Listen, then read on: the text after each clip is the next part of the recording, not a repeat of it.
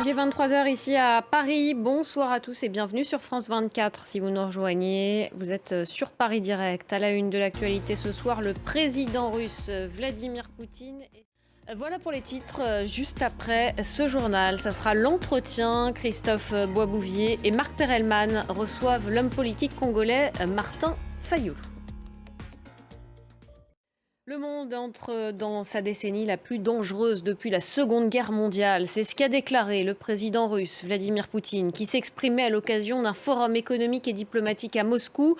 Il s'en est aussi pris à cette occasion à nouveau à l'Occident. Vladimir Poutine qui estime que la guerre en Ukraine est un combat pour la survie même de son pays. On l'écoute. Et sur le terrain en Ukraine, justement, dans l'Est, dans la petite ville de Bakhmout, le président ukrainien Volodymyr Zelensky affirme que les combats sont en ce moment extrêmement féroces. On voit ça avec Jules Boiteau. Puis sur le front sud, les troupes ukrainiennes là continuent leur contre-offensive. Je vous le disais dans les titres, dans l'actualité internationale aussi, il y a cet accord signé entre le Liban et Israël qui délimite leurs frontières maritimes, un accord historique qui assure ainsi la répartition de précieux gisements gaziers offshore en Méditerranée orientale.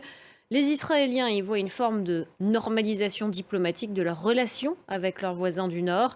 Beyrouth y voit avant tout un accord technique. Johanna Citruc. En Irak, ça y est, le nouveau gouvernement du Premier ministre Mohamed Shia al-Soudani a obtenu la confiance des députés lors d'un vote au Parlement, et ce, un an après les élections législatives. À Bagdad, on retrouve Marie-Charlotte Roupi, notre correspondante. Et enfin, ce nouveau rapport alarmant de l'ONU à 10 jours de la COP27, si les pratiques actuelles se poursuivent, eh bien, ce rapport affirme que le monde se dirige vers un réchauffement de 2,8 degrés d'ici la fin du siècle. Kevin Battista.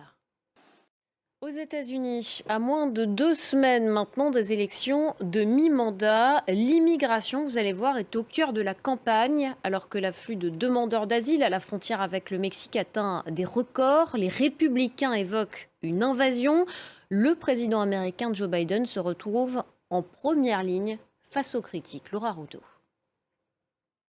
À suivre dans Paris Direct, l'entretien. Christophe Boisbouvier et Marc Perelman reçoivent l'homme politique congolais Martin Fayulu.